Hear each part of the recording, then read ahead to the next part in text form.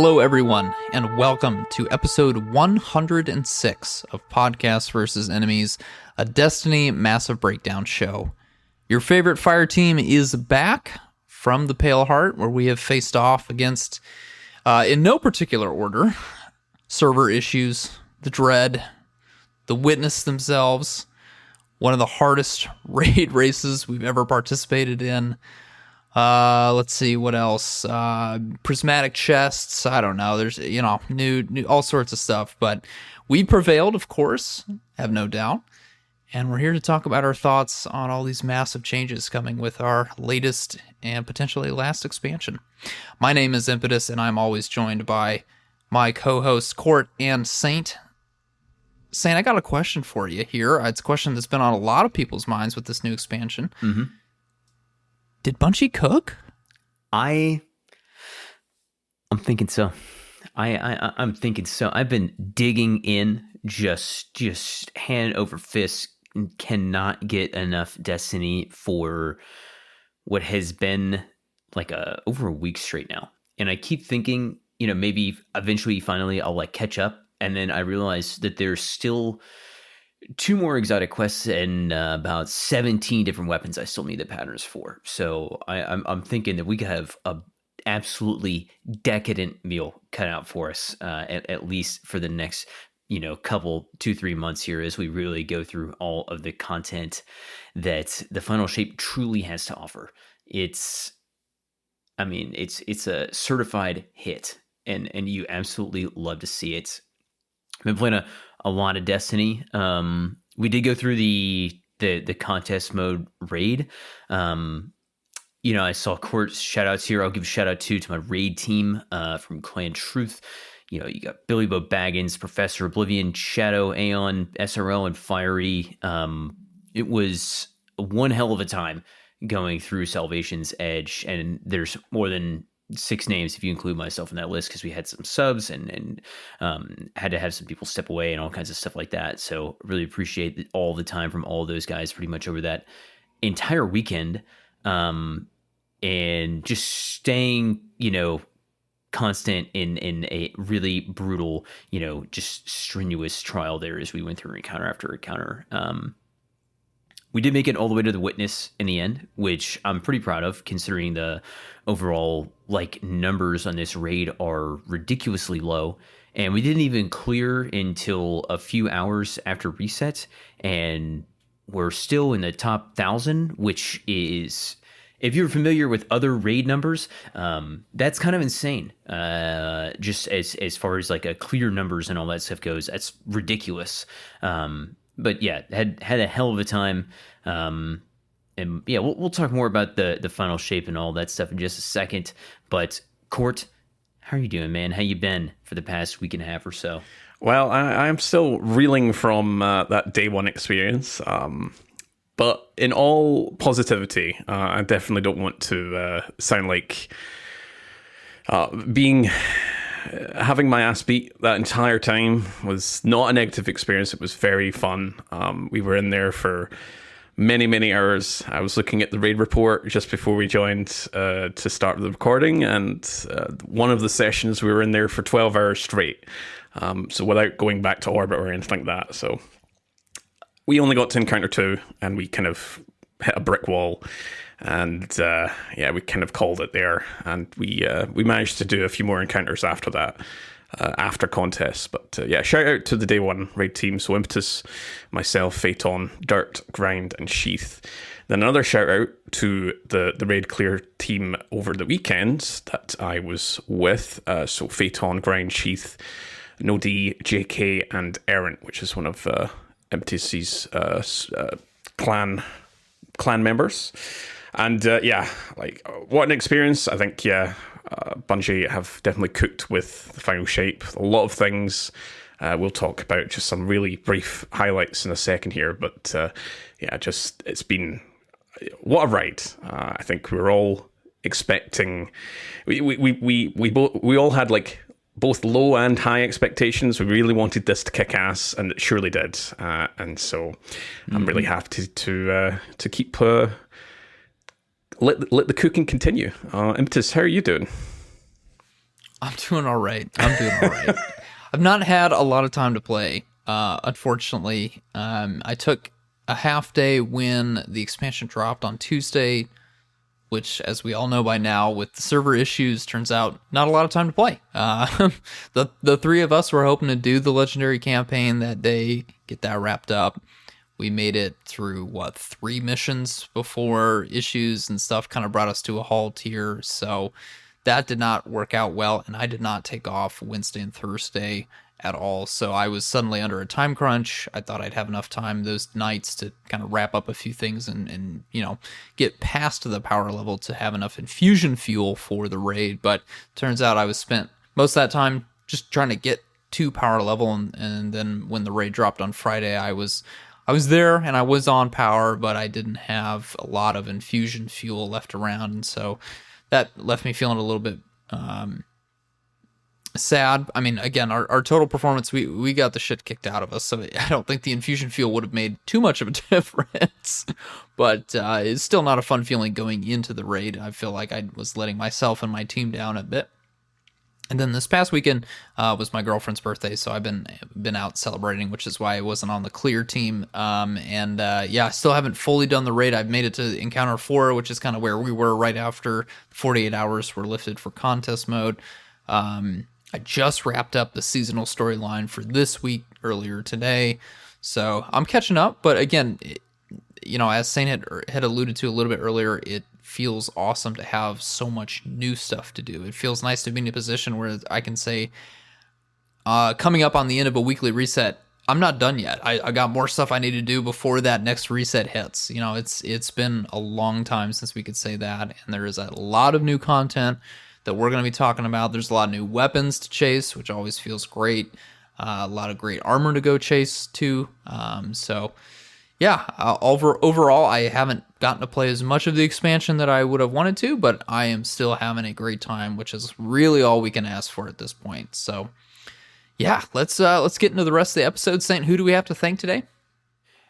First up, I want to give a shout out because we just crossed 400 reviews on Spotify, which is another big milestone. Shows still maintained a strong rating there, which we really appreciate everybody that has taking the time to support the show by just leaving us a review. Wherever you listen to the show, leaving a review definitely helps promote the show, and it's totally free, and we really appreciate it. As always, we want to start off by giving a shout out to our sponsors as well, ASCII and Monk. I'm K Rose, and This Moment. You can send us all kinds of feedback directly to our socials or the Massive Breakdowns Discord server or Twitter. Positive and constructive feedback always helps with the trajectory of the show and how we present various information, builds, weapon reviews, and all that kind of stuff for the PvE sandbox and all kinds of Destiny players. We also want to send a thanks and appreciation to everybody that supports PvE, downloading, listening to this show every week, watching on YouTube, discussing it on social media or on the Discord server, and supporting us via Patreon. Speaking of Patreon, if you'd like to support the show, you can visit DestinyMassiveBreakdowns.com and click on the link to Patreon, where you get access to some benefits like the members-only Discord channel, behind-the-scenes content like episode previews, and input on the future of the show. Court, what are we talking about today? Episode 106.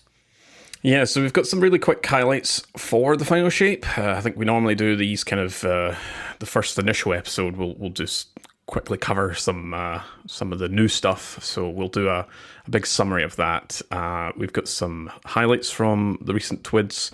But the main bulk of this episode will be dedicated to the Pale Heart destination weapon breakdowns. So we've got quite a few of those. We'll go through those. All of them are, of course, craftable. So let's kick start with... actually, we've got some housekeeping here. Saint, I think you wrote this, so I'll pass it back to you for a second. There's a couple of things I just want to mention real quick. Number one is we have a new weapon archetype, and that is the aggressive burst pulse rifle. So 2 bursts, and if you're shooting this, it's probably kind of going to feel like a legendary version of Graviton Lance or, the Rev Zero heavy burst. And that feeling is not only in the firing pattern, but also in the strength of these weapons.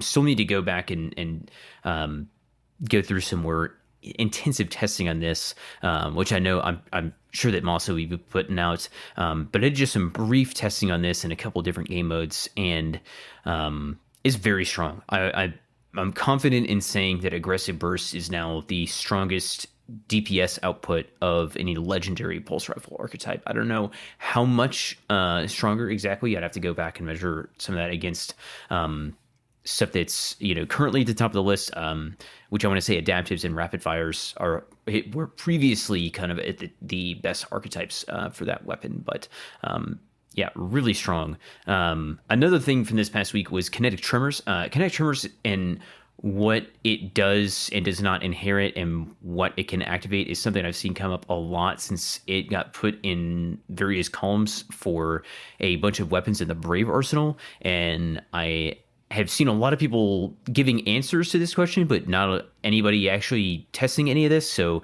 I finally went back and did some testing on kinetic tremors this week, and kinetic tremors is effective by and can activate Desperate Measures, Frenzy, and One for All. So if you have Desperate Measures ×2 up and you activate kinetic tremors on a boss and that pulse kills an enemy, it will refresh Desperate Measures. If you have 2 shots on it, it can activate One for All when you hit the boss, and that damage will take effect as soon as that's activated. And it is not affected by kill clip, and has no difference there as far as I can tell. So if you're wondering, there's finally some solid answers there, and I've got game footage, which I'm thinking about maybe just putting out a short YouTube video on that, because I feel like this is something that might keep happening with raid weapons and stuff like that tend to break the mold a little bit on what their traits are allowed to have. All right, there's kinetic tremors rant over. Thank you for that. All right, lads, we are 2 weeks into the final shape, if you can believe it. We're heading to week 3 of the post-launch. So what are our big highlights? So I'll kick us off here. I think the 2 main highlights from me are fighting the dread. Being deafened by the those bats, but also as a serious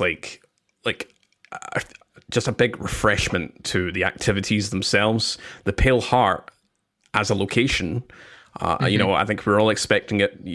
We'd go back in there and we'd have our usual array of, we've got lost sectors there, we've got patrols, and we'd have public events, but they've changed that up. We still have lost sectors, but the actual activity part of the Pale Heart is the Pale Heart. Like, if you're doing stuff in the Pale Heart, you're contributing towards those overflow. They're always active, which is just a great experience.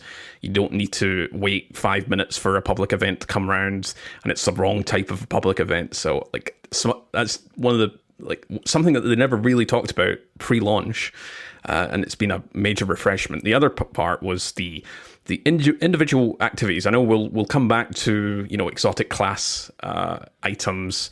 We'll talk about some other exotic activities in the future, no doubt. But the 2 activities that I wanted to highlight were the co-op campaign missions. You have to go in there with 3 people. I won't spoil it because I know Impetus, he hasn't done those missions yet. I won't spoil the type of enemies that are in there because they're very interesting. So I'll leave it at that, but very fun activity. And the other one, which I know it's went through kind of a supreme negative back up to positive, and that's the duel mission. You go in with 2 people. Mm-hmm. You have to load in with 2 people. Again, I know, Impetus, you haven't done that yet either, so I won't go into too much detail, but those 2 things have been a huge success for me. I think we really needed some core shake-ups to the game, because, all these fancy exotics that we've been getting, there are some really bangers in there.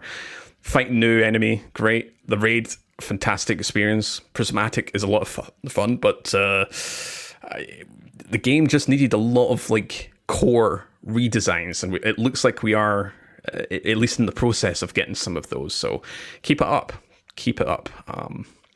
Impetus, again, I know you've not played completely compared to us 2, but what's your highlights so far? Yeah, I mean, I can't touch on the raid. Only completed 3 of those 5 activities, but I loved what I have played. I I will agree with you that the Pale Heart, I think, achieves everything that would have made Neomuna incredible. The cohesiveness of opening chests to doing those little public event-esque activities to, contributing to that total overthrow rank, I think would have played out, if it had played out on Neomuna, would have been perfect to making that feel like a proper war zone. That destination just did not land because it was hard, but also there wasn't anything new to the design of that space, right? There were still patrols and there were still public events that didn't quite line up, and it just felt like an unnecessarily difficult place. Whereas with the Pale Heart, I think the cohesiveness of everything, where you don't have patrols, you just have these actions, these sequences that you can partake in that aren't marked out quite like a patrol, but are in effect patrols, right? Like, oh, there's a blight that spawns and you need to pop the blight, or there's an enemy that you need to stand in a certain pool to be able to pop the immunity shield and kill. Things that are technically patrols, but they don't show up as patrols. They're just there in the world, and as you approach them, they launch in. That feels so much better. I love the design of the Pale Heart so much, and I'm excited to get into Macrocosm. I'm excited to do the Dual Destiny stuff. Again, I just haven't had the time to get there, but I'm ready for them, and I'm excited for them. I love the design of the Pale Heart a lot, and I also just love the weapons. On the exotic side, I haven't fully gotten into the Warlock stuff. I've only done Speaker's Sight. I haven't gotten into Matadoxia yet, but it looks interesting, and I'm willing to give it a fair shake, of course. Speaker's Sight, of course, is incredible.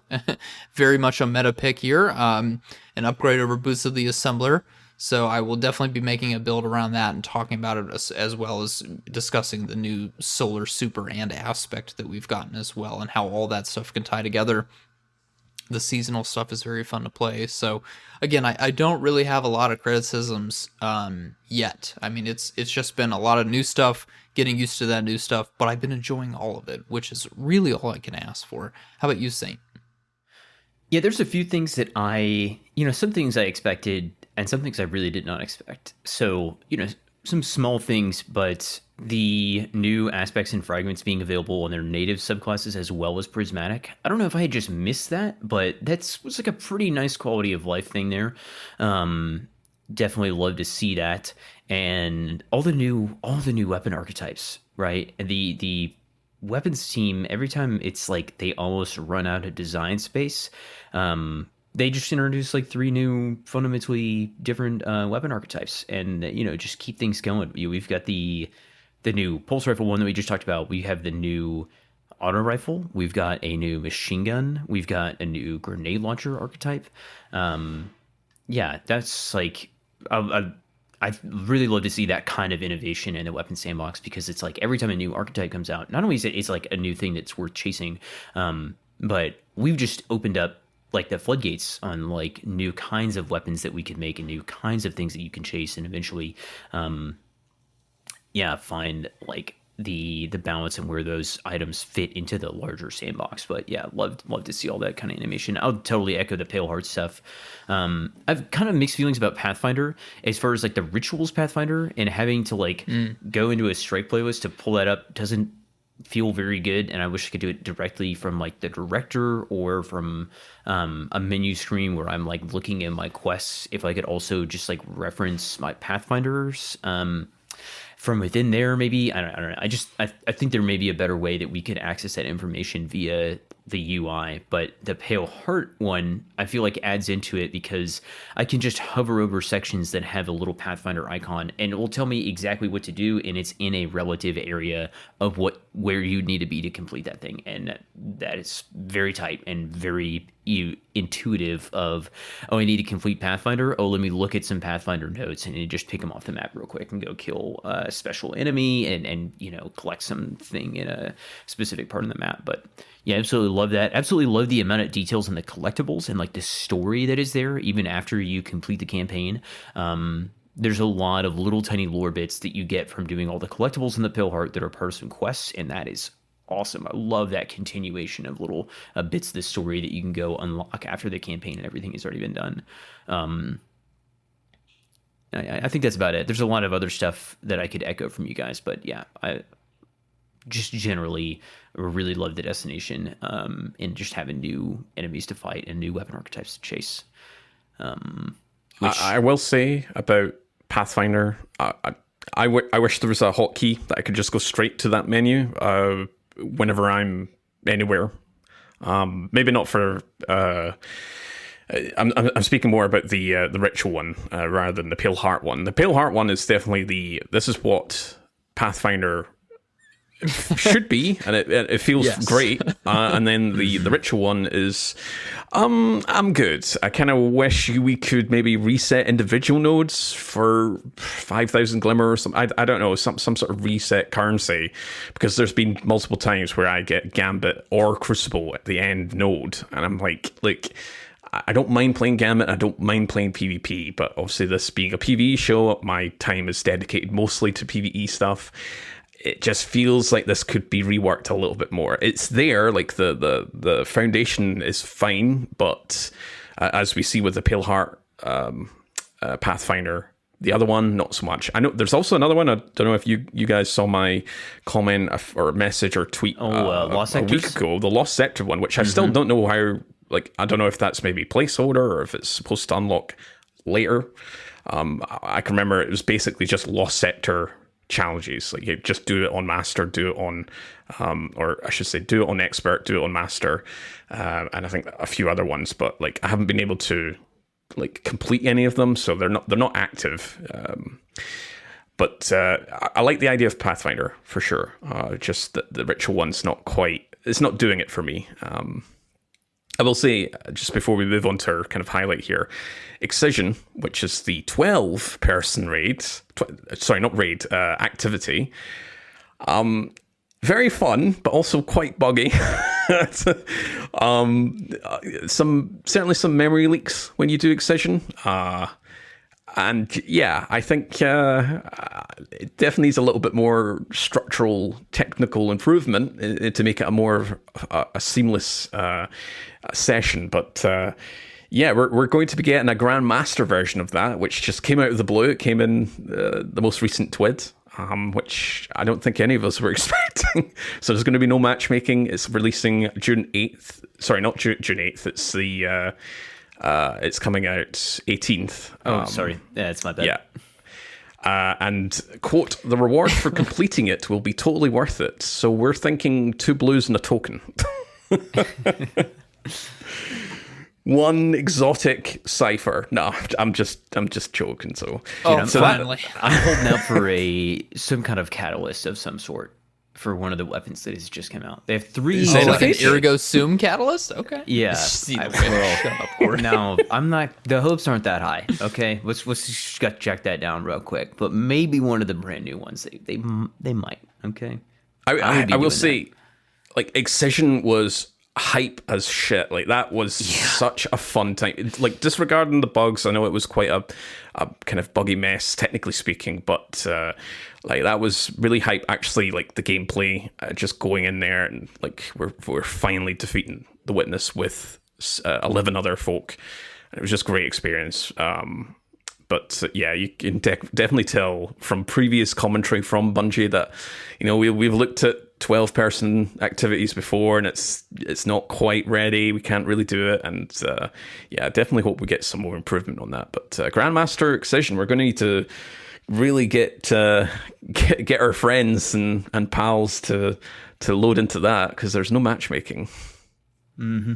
How does that even work? Are we going to have like a limited number of revives for 12 people? No idea. Also, we're going to load into an activity and there's 100 revives. Man, we'll find out on Tuesday. 12 revive tokens. What if it's only each person gets a revive token? Oh no. No, I mean that's like a raid and dungeons thing, though, right? Because Grandmaster stuff is where they introduce the limited number, right? Yeah. So I mean, dude, if I get kicked to orbit with 11 other people, if they're on my friends list, they're getting kicked automatically. I'm gonna be honest. Maybe we may have to, except for you guys, because that would be really that's messy, different. but you know, we've been through worse. we may have to do some recruitment in the patrons launch there to get 12 people us together. And the 9th best patrons are going into Grandmaster Excision. All right, let's get into these weapons, huh? Pale Heart weapons. Yeah, we got some interesting stuff here. Court, you want to kick us off with our origin trait that is going to be showing up on all these weapons? Yeah, so this is dealer's choice. Final blows with this weapon grant a small amount of additional super energy. Equipping multiple weapons from the Pale Heart set increases this effect. Now, we don't have exact details at the moment. It's likely in the region of 0.75x at one weapon, around about 1% at 2, and maybe 1.25% at 3. So roughly the same as Thresh, which is 1% for some weapons and 1.5% for a few special weapons. So it's probably going to be the same potency as Thresh. But I mean, it's nothing to really kind of call home about. But if you're just using these weapons, especially some of them that we'll cover, you're going to get your super back a lot faster. And if you've got a full set, like I was using the Call, which is the rocket sidearm, and I was also using the new machine gun. I had both of those running, and it did certainly feel like I was getting my super back a lot more often as a Silence and Squall hunter through the campaign. All right, first weapon. Does anyone want to cover this? Anyone? I know I can talk about this one. All right, go ahead. It works pretty well on Solar Warlock for a number of reasons, but I will say about Dealer's Choice, there have been some clips floating around of Mantle of Battle Harmony Warlocks with the Call and the machine gun, which we'll talk about in a little bit here at Pro Memoria, on a Strand Super, getting the quote-unquote 16-second super back with Dealer's Choice times 3. I can't remember what they had in their middle perk there, but yeah, you can generate super energy pretty quickly if you commit to that origin trait, which feels a little bit weird to say because it's an origin trait and they're not supposed to do that, but with Mantle of Battle Harmony, it does get pretty crazy pretty fast. I think it will get reined in pretty quickly, I would imagine. But it is kind of funny how much you can take that to the distance there. So it's not a bad origin trait. But we'll talk about it a little bit more here. Our first weapon is the new archetype of auto rifle, the support frame auto rifle, firing at 600 RPM. This one is called No Hesitation. It is solar. I'm interested to see if we get a non-solar version of this weapon, but the AR support frame fires seeking projectiles, which I think is probably the one part that takes the most getting used to. Just in the firing, you do need to kind of change how you shoot and be aware of the fact that the bullets do fire as not hit scan but projectiles this time around. When you deal damage with this weapon, it does grant energy where this is healing energy specifically, and when you hip fire the weapon towards an ally, you can heal them. 6 healing hits grants about a 10% damage bonus to yourself here. So when you are hip firing and you hover near an ally, they will get a little blue diamond right on the center of their person. That kind of tells you when you're ready to actually start hip firing. So the game, you don't have to guess with the projectile part. The game will tell you once you see that blue diamond, hey, you can start shooting the gun, and those projectiles will then seek towards the ally and start healing them. And I think there's also a unique sound effect too. When you start hitting them, it's like chimes. It does sound quite nice, but that is how you can use the support function of the AR.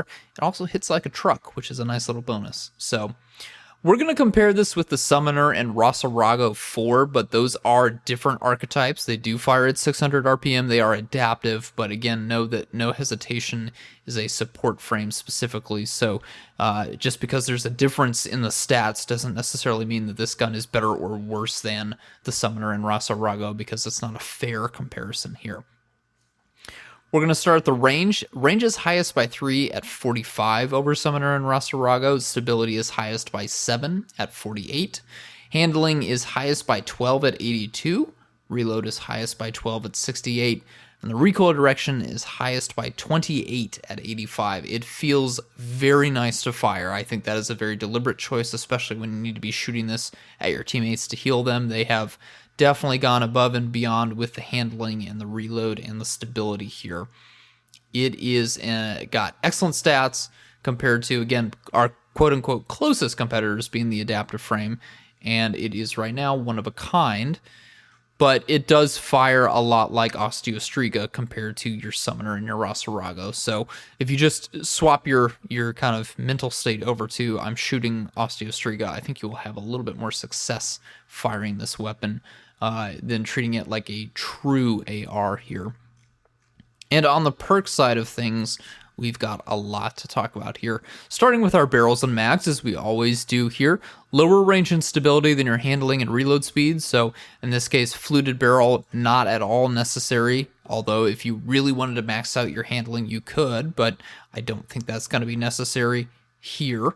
Small bore seems like kind of the smartest play here. We can touch on that range, bring that up, touch on the stability a little bit more if you wanted to.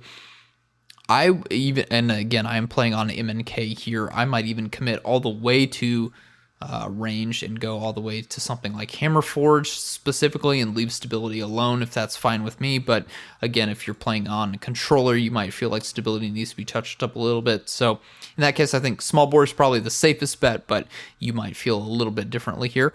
I also don't feel like the recoil direction is too much of a problem, so I don't see a need to touch that at all. I'm going to leave it at that 85. I think that's just enough for me. Moving over to column 2 here. Good amount of options. I mean, again, if we want to commit to range, we've got accurized rounds, but for me personally, I think tactical mag is going to be one of the nicer aspects here. More bullets is always a plus, especially for this kind of a weapon, and the hit to the stability is fine, but also the faster reload speed, that'll bring it up to 78. That's going to be nice and snappy for me, and I always appreciate that on a primary weapon specifically here. I don't think, again, flared magwell is necessary here. I don't need that much of a boost to my reload speed when we start talking about kind of the perks that we have in column 3 and 4. We can work on reload speed, and again, it feels stable enough, but if it didn't, you do have flared magwell, you do also have steady rounds. Again, that hit to range, I don't know if I could take that, so I would probably lean on tactical mag for a small boost to my stability without a penalty to range, as well as more bullets, and as well as a boost to reload speed. Column 3, this is where things get really exciting. This gun does currently have 2 new perks, one in column 3 and one in column 4 that no other weapons have. In column 3, we have Physic. Rapidly healing allies grants restoration to you and your allies. There is a current bug right now where the enhanced version of Physic gives restoration ×2. That has been confirmed to be a bug, so do not get your hopes up. This is not the best perk in the game automatically once it gets enhanced. It should not be doing that. We don't know what the enhanced version of Physic is going to do at this time. But it should at least grant you restoration ×1 when enhanced and not resto ×2. So nonetheless, Physic is very much a desirable option in column 3. That's what I have on my current crafted version of this, but we do also have Demolitionist. We have Overflow here. And I mean, again, I think depending on how you want to spec this, Demo could be very nice. Overflow is awesome. Really, really nice here. And again, we're sitting at a pretty high magazine at base. So with Overflow, you can double that, and that would be quite nice for sending a lot of healing bullets your way. But Physic giving you that restoration to you and your allies, again, to you specifically, can be very nice, because there might be times when you don't have enough bullets left in your auto rifle where you can down an enemy to grant you some kind of healing. So just shooting the last remaining bullets in your magazine to an ally to heal them, but also more importantly to heal yourself, can be a huge clutch. I think Physic is far and away the best option here in column 3, and that's what I've got on my crafted version. Column 4, we've got some pretty serious competitors here. Incandescent, of course. This is a solar weapon, so that can be quite nice for tying into some solar synergies. We've also got Frenzy, which helps you kind of negate the handling and reload speed stat, even though they're quite high at base on this weapon. You can max those out once that procs. And then we've got our other new unique perk, which is Circle of Life. Rapidly healing allies with this weapon grants a period of increased damage. This is a very solid damage perk, but again, before I start talking about this, we do have Desperate Measures, and we also have Surrounded as well. A lot of different damage perks in column 4, a lot of different options here, and I'm torn personally. I don't know what I'm going to go for. If you want to lean in all the way on like a Physic Circle of Life, be a support role, I think there's plenty of that to go. But if you also want to have a solid damage perk, or maybe more solar synergy with Incandescent, you've got Desperate Measures, you've got Frenzy, you've got Surrounded. I haven't made up my mind on what I'm going to pick with Calm 4. I think right now on my crafted gun, I do have that Physic Incandescent roll. It's doing quite fine. I love it a lot. Will I upgrade that Incandescent to something else? I'm not quite sure. Have either of you crafted No Hesitation yet? And if you have, what have you gotten Calm 4, guys? I just did, and I'm definitely going to be going Circle of Life.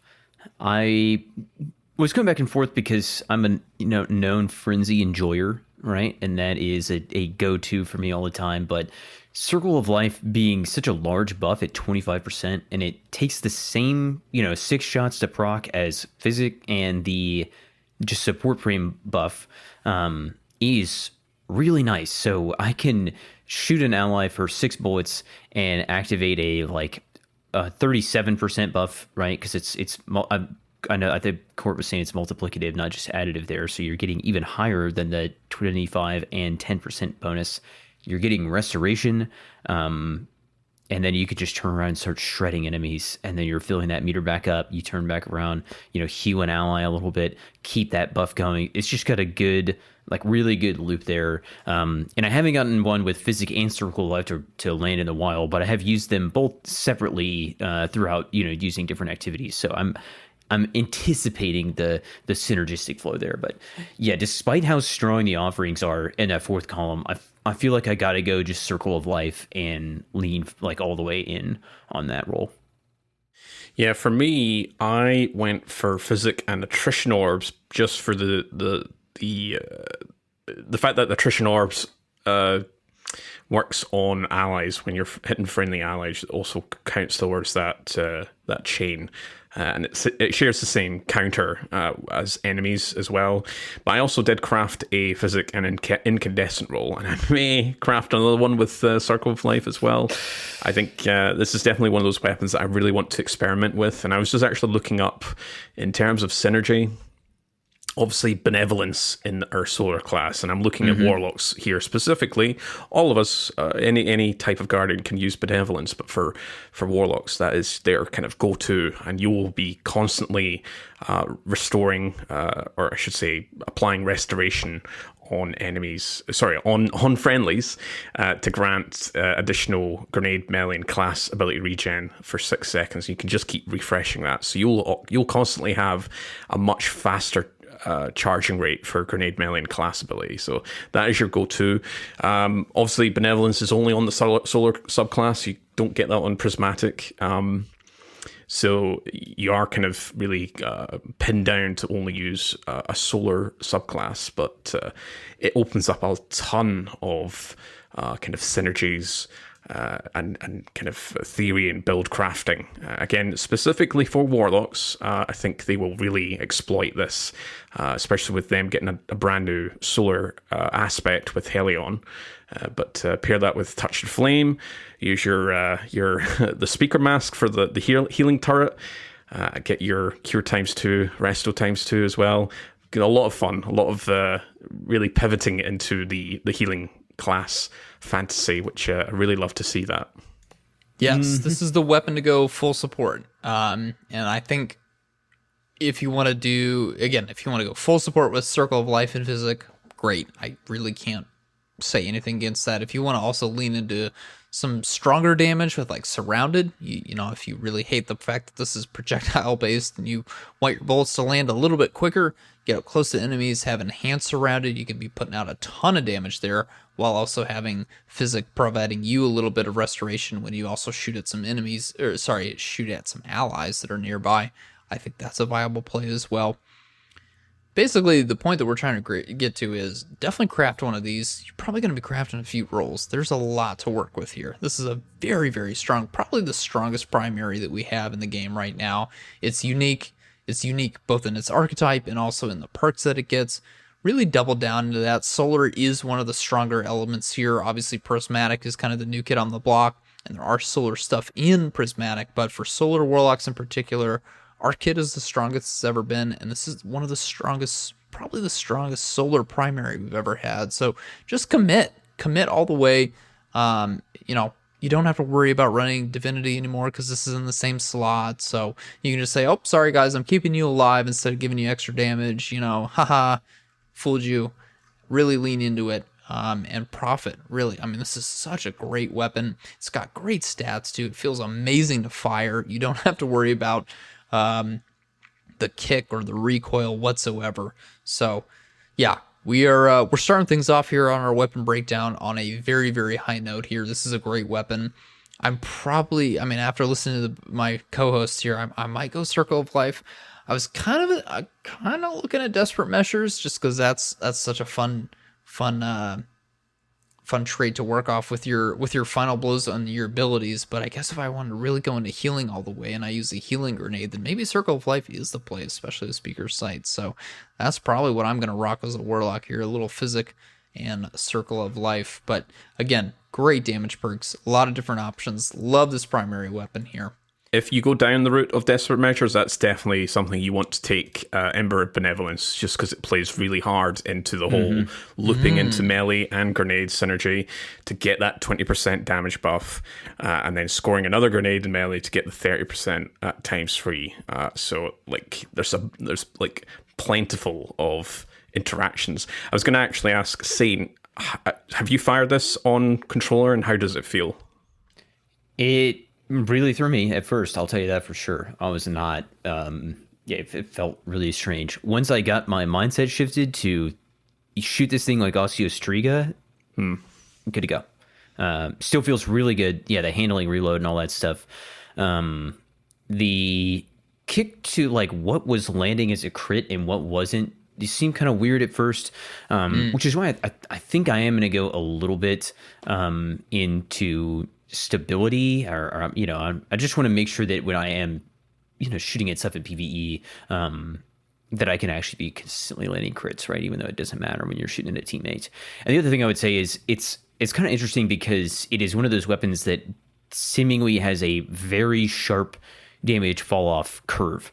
So I'm not exactly sure what its range. I would imagine that its range is going to be pretty similar to like your regular adaptive auto rifle. And then it's like once it falls off, that fall off curve is just super sharp, and then it will just not land at all eventually. Unlike some weapons where they have a floor, this thing just won't land. And I think that is another thing that threw me off just like a little bit when I first started using it. So yeah, definitely think that range and stability are worth investing in. Definitely stability if you're playing on M&K.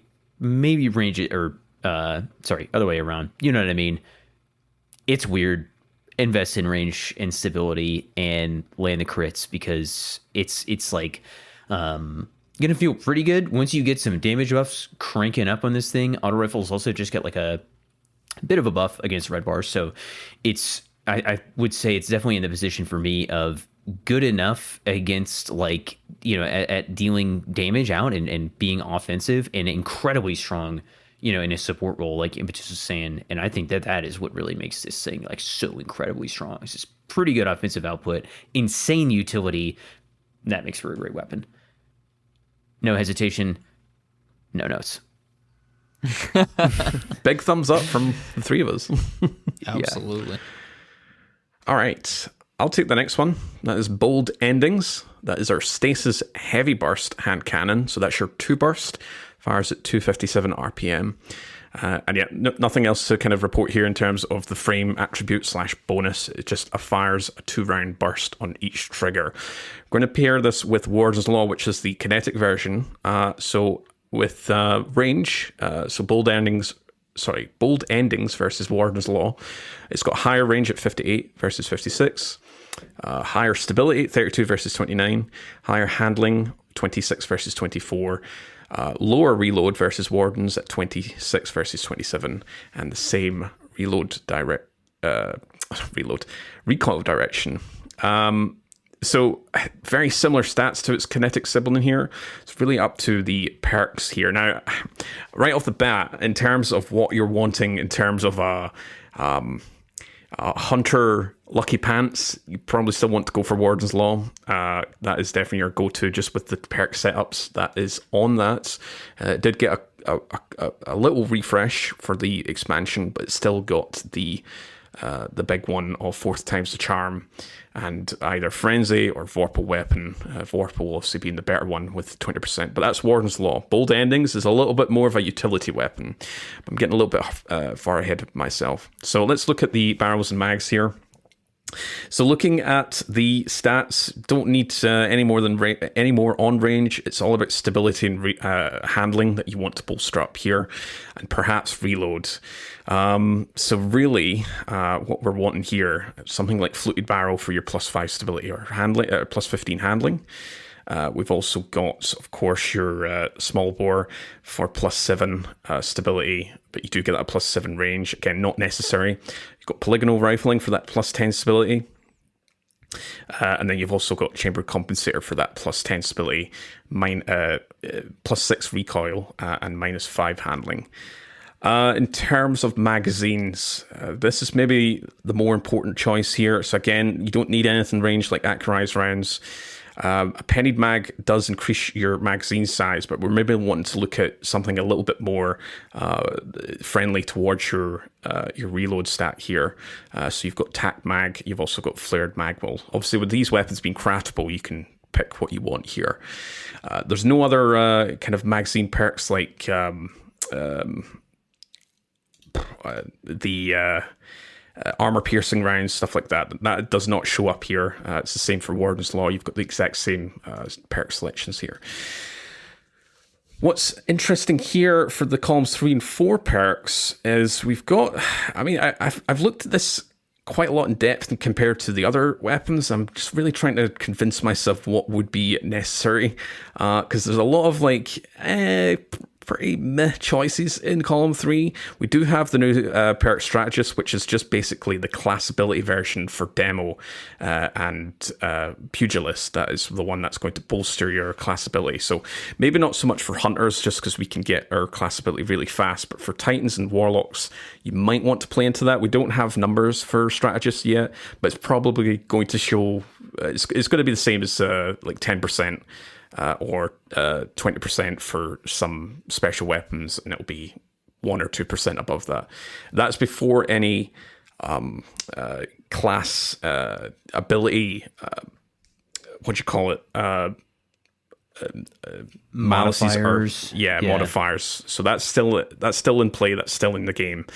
So 20% does sound quite a lot, but again, that's just based on the type of class ability that you'll be using. And of course, hunters will have a much larger malus just because we can get our class faster compared to warlocks who can't necessarily get the rift up as fast compared to us.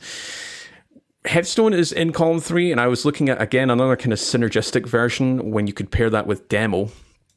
For over in the stasis subclass, you can use, where are we at? We've got shards. So upon destroying a stasis crystal, you get 500% additional base grenade regen speed for 6 seconds, up to maximum of 11. You can really pivot into that with shards, headstone, spawning the crystal, and then using demo to get even more of your grenade back. Other than that, I mean, I'm not like headstone and demo or dragonfly or collective action just to play into the stasis shard economy with stasis, or even golden tricorn. Golden tricorn is a little bit more difficult just with the nature of grenades and melees on all of our guardian stasis subclasses being not that useful in terms of actually killing enemies. But I'm not quite seeing much of a pairing outside of headstone and demo. Saint, do you see anything here that I'm maybe missing for bold endings? So right now we've got a interesting perk in the artifact called Winning Hand, right? And that is basically giving you like a low level of Firefly with when you get a precision kill with a weapon that has dealer's choice. And then in a similar way, it stacks up with multiple stacks of the weapon. And it can actually be pretty interesting, stack up there. So I may, if from that column, I'd consider rapid hit just because, it's going to ensure that I'm not only getting that reload speed pumped up, which is pretty low, but also that stability really cranked up, which you mentioned at the beginning of this weapons review here, Court. And with a weapon like this, that is like, I really want to make sure that I'm landing my crits consistently, and it's not always the easiest on both shots of the burst or whatever the enemy type is. I consider using rapid hits. And then in final column, Dragonfly kind of just doubles down on the effect that you're getting from winning hand this season, or this episode. Man, that's going to take a long time to break. But that'd be kind of fun for just like a lot of explosions, getting Dragonfly and winning hand to proc at the same time. But yeah, outside of that, I would say probably Desperate Measures and Demo are, my big considerations there. Golden Tricorn, a little bit easier now, with Prismatic and all that stuff. But Desperate Measures just kind of seems easier to maintain up at a 30%, even though it's not 50, not the same ceiling. It's still pretty nice. And I'm I haven't tested this directly, but pretty sure that any headstone kill would continue or refresh Desperate Measures, right?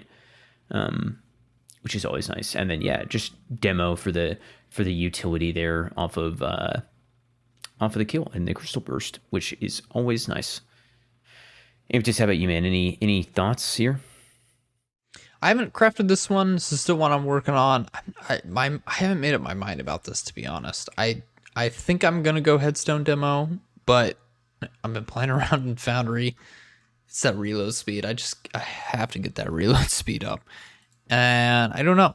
I might end up going like a flared rapid hit, Desperate Measures, but I also just haven't gotten a lot of these to drop. So I need to probably fire it, work out that base reload myself for how my gameplay flows, and then figure out. But yeah, man, I'm not thrilled. I'm gonna be honest. Like, what do I have right now? I have a it's that 180 Stasis 180 from Season of the Lost. I picked it up from Banshee. Yes, Vulpecula. Yep.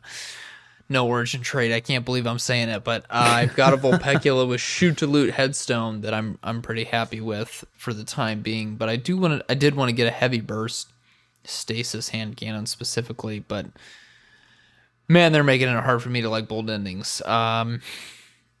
Yeah, I might go Rapid Hit Desperate Measures. If the demo headstone rolls in enough, I might pivot altogether and just go to Rapid Hit and Flared Magwell to really get that reload speed down, because that is everything. But we'll see.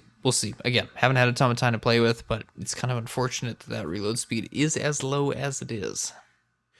I will just quickly add here, like, I think it really depends on the feeling of the weapon, and like even Warden's Law, which is an edge case, like obviously folk are using that for fourth times the charm and Vorpal, for hunters with their lucky pants, but the heavy burst fire weapons just sometimes feel a bit off to me. I don't know if that's something you guys have felt. Just something doesn't quite click compared to some of the other weapons. It's the same feeling I had with No Hesitation, but once I really used that quite a lot more often, I was like, okay, now I understand that I should be firing this like Osseous Frigga. But the heavy burst weapons, even Warden's Law, I've got the fourth times the charm Vorpal weapon roll over there, and I've used it. It can just feel quite clunky to use, but I think that's the full intention with it being a heavy burst weapon. So again, I'm just adding my little kind of personal context here, but yeah, it's much like you, Impetus. I'm just kind of like, should I go for the utility, or should I just max out the rapid hit stats here, get ×5 and go ham? But see, I felt what you're talking about, Court, and that's why I think I am keen on rapid hit, because it's like the one of the few traits that is enough to make it feel like manageable. And I'm glad to hear you say that and know that I'm not just bad and can't hit my shots, so that feels good.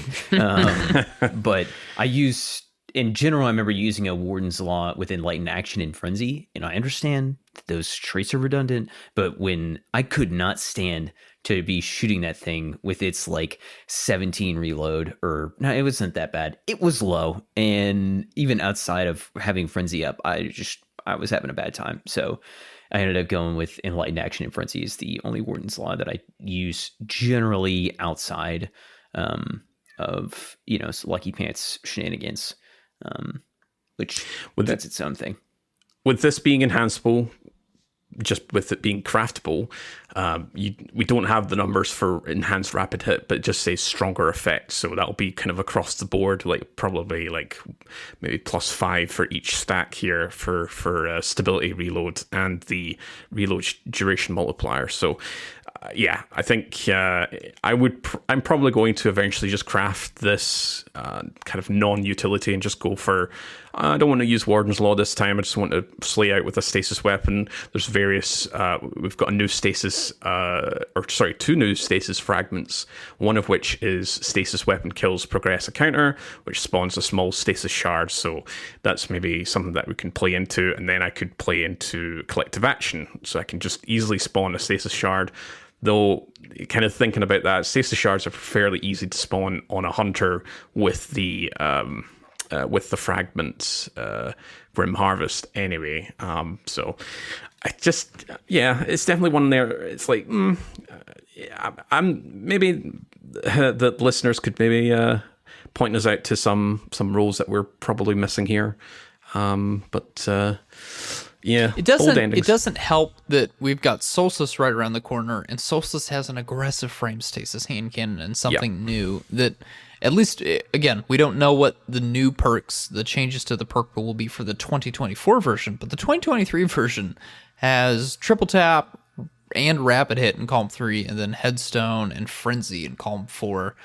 As well as the Dreamwork origin trait, which is a reload-based origin trait and can be very helpful. So there is some stiff competition here. Man, so it's the base damage for the aggressive frames that gets me, though. Which the heavy bursts are harder to land, but their potential is really high, right? And and again, that's the thing where you're going to have to really balance it, because something new is going to have a much easier time hitting all your crits. It's going to be a lot easier to proc rapid hit ×5, but you're not going to be putting out the same level of damage that bold endings will. So who knows? I mean, again, it's worth bringing up something new, because for the first time ever, something new will have enhanceable traits. So if you do land that roll when you're doing Solstice, you're going to be looking at, again, a pretty solid aggressive frame stasis hand cannon compared to our non-enhanceable Vulpecula. I guess True Prophecy is the only other enhanceable stasis hand cannon, and that doesn't even, I mean, it's got decent perks, but not great stats. It's also a very chunky weapon. It's got headstone in column 3, and you don't really get to take advantage of reload perks at that point if you want to pair it with like a double damage option in column 4, like Adrenaline Junkie or Time Payload or Vorpal Weapon. So yeah, stasis hand cannons are kind of a weird breed right now. But if you can land your shots, I think bold endings will do you quite well. But if you can't land your shots, you've got Vulpecula, which is a common Banshee weapon, and then something new is right around the corner. Something new is in the database right now in the API. Is it? Okay. Yeah, because I can see To the Pain, which is one of the new perks from this expansion. It's actually got the inverse to bold endings. Demo is in the 3rd column and headstone's in the 4th. So like you have that same synergy if you want to go down that route, but then you've got a few other options. Subsistence is there. Rapid hit is also in column 3, and then you've got more damage-oriented perks like Frenzy. Explosive Payload is in column 4. Precision Instrument and Vorpal Weapon is in there as well. So yeah, there's a lot of tough competition from kind of a above-average weapon set here. And it'll get Endear Focus as an origin trait. Yep. Ooh. Yeah. Okay. That will be interesting. Again, that's not craftable. I want to make that very clear. No. You will need to get the desirable roll whenever Solstice rolls around, but it's worth knowing what's right around the corner, because there's some good stuff there. Interesting. Okay. All right. Well, let's move on into some special weapons. We're going to start it off here with Embraced Identity. This is a Void adaptive frame sniper rifle, 90 RPM. We'll start off and compare this thing stat-wise to some other common weapons in slot. Zume RR4, Locus Locutus, and Eye of Soul from Nightfall's Seasonal and Trials, respectively. So, how does this thing compare as a destination weapon? it's kind of middling across the board here. We've got 51 range, which is second to Uzume at 60. It's got the lowest stability at 42 with Ayasol up at 49. 44 handling, which is right in the middle. 39 reload speed, which is at the lowest by 1 point. 75 recoil direction, if you're considering follow-up shots and stuff like that, which is tied for first with Uzume. So, okay, stats, kind of decent, which can, when you're up against Nightfall and Trials weapons, in the slot, it's usually going to be tough to compete with sources like that. So, all in all, pretty good stat package here. Snipers are in kind of an interesting place in PvE in general, especially with the removal of bonus damage to bosses from kinetic weapons. Kind of has opened things up a little bit here. So whenever we're looking at just barrels and mags, there's not a ton I'm concerned about. Maybe, arrowhead break if I really want to make sure I'm having easy follow-up shots and upping that handling a little bit. And then something to increase my mag, probably tac mag, which along with backup should be putting my magazine up to 7 shots, which I believe is the max for this archetype. Looking at the third column, we have a few ammo-related traits like rewind rounds and reconstruction. And then you could also technically say that demo is a reload trait as well, but I definitely think it's going to be between rewind and reconstruction, with reconstruction being, a little more, just passive, rocking in the background. I believe that rewind, if you have a full 7 magazine, could do at 1 more bullet or 2 more bullets. I have to go double check on that. So rewind has slightly higher potential if you're able to land all of your shots, with reconstruction just going up to double the mag pretty easily there. Really passive trait. Damage traits in the fourth column.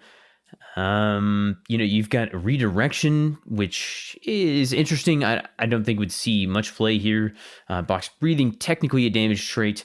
And then I think more likely to see some play is high ground and precision instrument, with precision instrument going up to 30% at 4 stacks, 6 stacks, but it gets divided out in a weird way. Max is at 30 instead of 25%.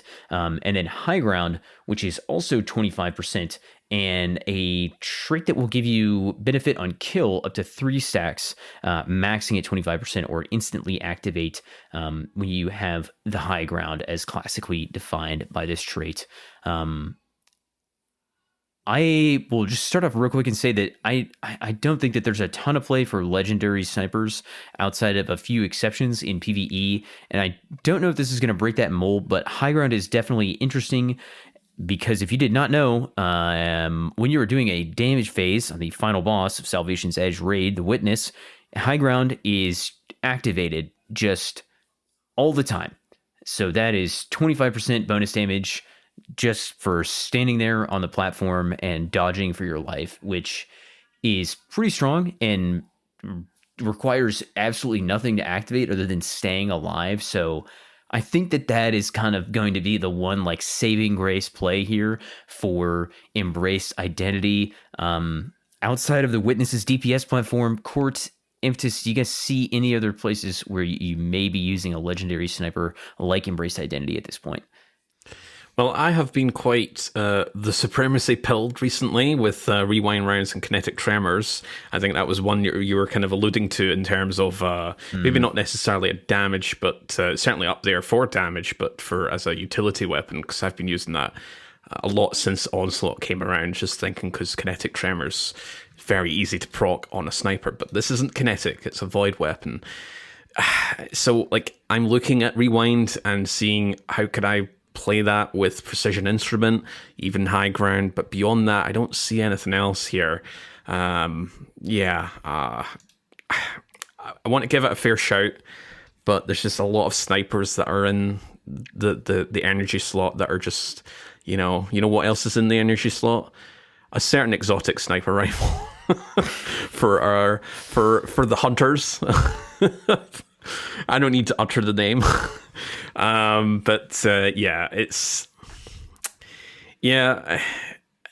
Snipers are just in a weird position again, unless it is an outlier like the Supremacy or Supremacy or the Succession. So Impetus, do you see anything that we can't? I'm actually not going to give this a fair shake. I think this weapon is Okay. quite terrible, and there's absolutely no point for you to craft one of these for PvE. Okay, well, I think that's about all we got for Embrace Identity then. There might know be what a else? use out there in one boss fight. Bring it in for the witness and then nowhere else. You know what else is craftable, Impetus? Take it away. Yes, finally a special weapon that we can actually use. That's incredible. The Call, our Strand rocket frame sidearm. Actual best special weapon that's been released this expansion. It's not even close. Our first kinetic slot rocket sidearm. We've only got one other right now that we can compare it to, which is Indebted Kindness, although there is a solar rocket sidearm that is coming out with the episode, and we will review in time. But for right now, we're going to pretend that isn't there, and we're just going to talk about the Call with Indebted Kindness as a comparison here. So let's talk about this collection of stats here. We've got a blast radius of 31 versus 35 on the Indebted Kindness, a velocity of 60 versus 56, range of 30 versus 25, a stability of 35 versus 48, a handling of 40 versus 45, and a reload of 35 versus 28. Oh, and there's also a recoil direction of 75 versus 60. On the reserve side, the Call does yield slightly higher magazine size, but the trade-off is slightly lower reserve counts versus the Indebted Kindness. So what does this all mean? It doesn't matter. It's a rocket pistol. It's incredible. It's basically a super stonked out sidearm here. It's got great damage, great range. Just go crazy. It was one-shotting enemies on contest mode. I know I had one on for Salvation's Edge. Court, were you rocking one as well? I know Saint was rocking one as well. It was amazing. So go get one of these. Go craft one of these. Just profit. Have a great time. It's insane. Let's get into columns 1 and 2 here. We've got launcher barrels in column 1 here. I'm trying to remember what I put on mine. I think I did end up going with quick launch for the bump to the handling. On the velocity side, I mean, faster velocity is fine. You can totally spec into that. I don't think it makes a huge difference in the actual effectiveness of the weapon, but the boost to handling is quite nice, which is why I went with quick launch. Looking at some of these other barrels, did you guys put anything else besides quick launch on your versions of this gun? Only other one I've tried out is volatile launch, just to mess with, what is the perceivable difference in just absolutely maxing out the blast radius, which is a -5 to velocity and handling. Not super keen on that, but it turns into like a -3 when you masterwork it, so it's fine. But that's the only one that I would consider, and there's only some traits IMO where it really maxing out your blast radius is going to have any sort of benefit, and so I'm with you. Unless you have a particular need to max out your blast radius, in which I might consider volatile launch. Yeah, Gotcha. volatile launch is the one that I went for, but that's for a particular reason, which we'll get onto in terms of a fourth column perk. Fair enough. Yeah, quick launch, volatile launch. I think that's pretty much your column 1 handled here. Column 2, again, very interesting selections here. We've got kind of your standard mag perks, but then we also have got high velocity rounds, implosion rounds, and a high explosive ordnance tacked on there. So who knows what we're going with. Just kidding. I went with tac mag here. I think the extra bullets was very helpful here. Again, stability, I'm speaking from an M&K perspective. I don't notice that boost that TacMag provides. I think with the slower RPM, it doesn't really matter what my stability stat is here. I've got enough time to course correct when I'm holding down the trigger here. So that part of TacMag didn't matter a whole lot, but I definitely do appreciate the extra bullets and the boost to the reload speed. That was very, very helpful here. Again, if you want to go with something like high velocity and really lean into the speed of that rocket plus the reload speed, I could understand that as well. I don't think there's a reason to run implosion rounds with that -10 to blast radius. Again, speaking to our column 4 option, which we'll talk about in a second here. High explosive ordnance, though. Did either of you two folks run high explosive, or was the benefits of the extra bullets enough to pull you away from high explosive with that boost to blast radius and velocity? Nah, TacMag, especially when I looked at some of the reserve stuff, I just went right back to TacMag. Yeah, so it goes against what we're going to talk about with the fourth column perk, but I think the detriment to high explosive ordnance just, it does tank your reserves. So yeah, I was like, no, I'm good. I'm just going to go for either high velocity rounds, or actually, what did I pick for? I went for high velocity rounds just for to really bump up the velocity and the reload speed. Yeah, gotcha. I think, and it just go ahead, Court. I think when I was just weighing up because at the time we do have some values for the call, but I was weighing up indebted kindness just as a quick comparison. How is it going to work with high explosive ordnance, and is this really going to tank a lot of my reserves? I think I'm going to gamble, and rather than go for something like Tac Mag, I want to go for something like high velocity rounds just to maintain the same amount of reserves. But also, special Rocket City sidearms, they don't really have much of a problem with ammo count and ammo reserves, which it goes against what I'm talking about with high explosive ordnance. But at the time, I've still got high velocity rounds equipped on the call for my particular role. Yeah. Well, I was going to say just a second ago, you were talking about recoil direction and, stability and stuff like that. I'm going to I hate to be the one to break it to you if this is the case, but if you're missing shots with your rocket sidearm, it ain't nothing that recoil direction can fix. And that's just, that's just all that there is to that. That's a get good from the host of PvE, folks. I mean, just take your time. Just wait half a second, Yeah. I'll leave that one there. All right. And with that, let's move on to column 3 here. Some good stuff. I mean, again, this is the gun, I think, of the expansion. Maybe there might be some raid options here that we'll gush about with the same effect, but the call is far and away priority number 1 if you're just jumping into the expansion. We've got subsistence, which, yes, very viable on this weapon. It's typically a one-shot kill on a lot of difficulties, so you will be getting an ammo refund from your reserves with just firing a single rocket from this gun, which is great for subsistence. You will basically never have to reload this weapon. You can fire it until you're just straight up out of ammo. We've also got Lead from Gold, one of the best utility perks in the game here.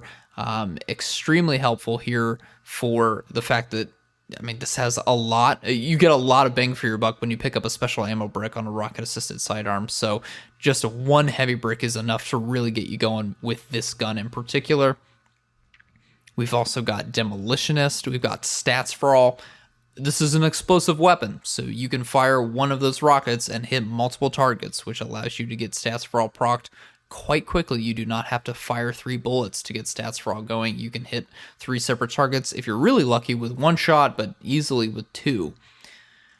I ended up going with Lead from Gold here. I think that is a very, again, as for both the utility and then just how valuable that heavy brick is for special ammo sidearms in particular. That was the main value.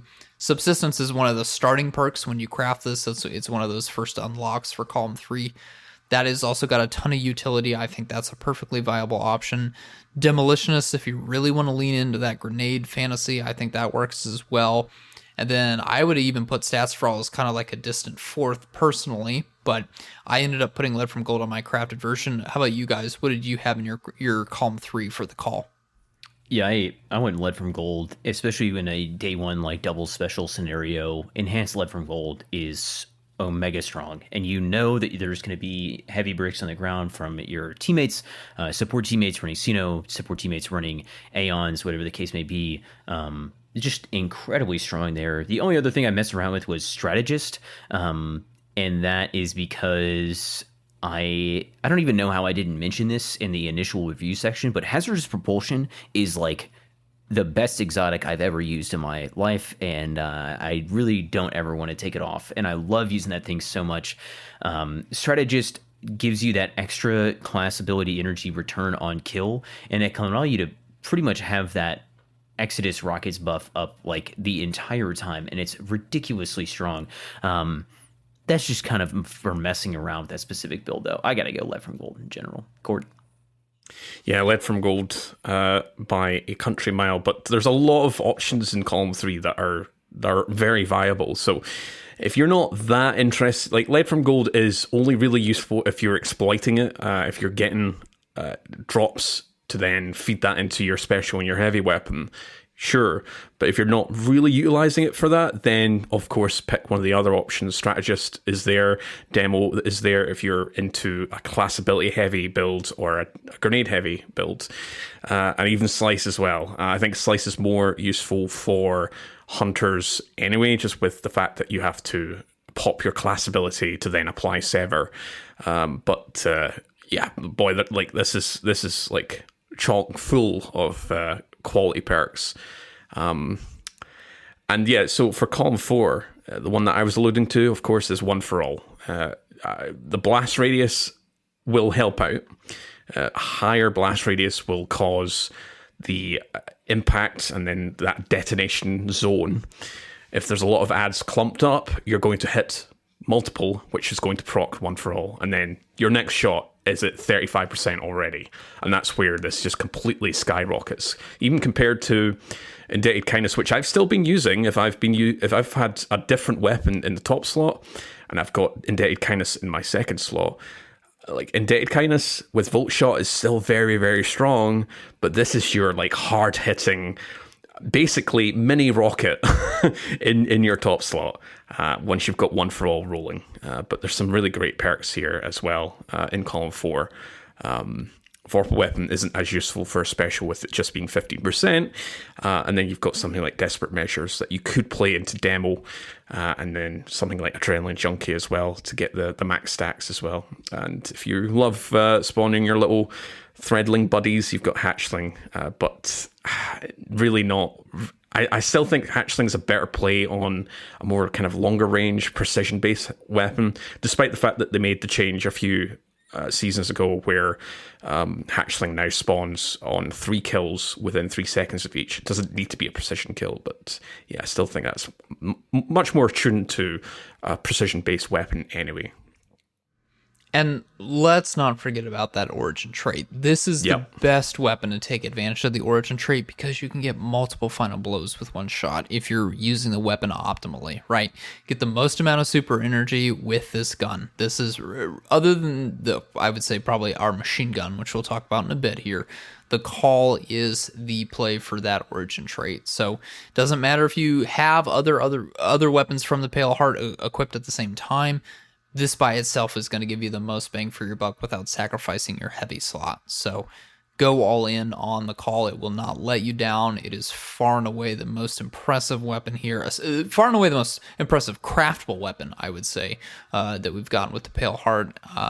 Rocket sidearms are it right now. I mean, there's just no other way to describe it. They are the best. They are so far and beyond everything else. But yeah, go crazy on this. It's crafted.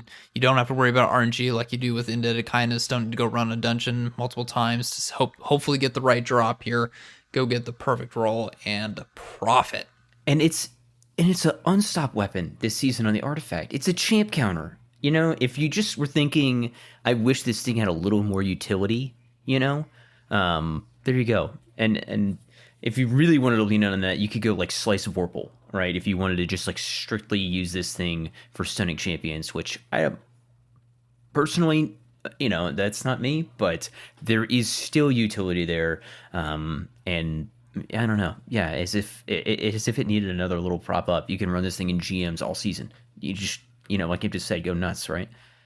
Well, sadly, the Call is sandwiched between 2 pretty mediocre weapons, and we've got the second of the 2, and that is Someday. Probably going to kind of really skip through this pretty fast. So Someday is her kinetic precision shotgun, 65 RPM.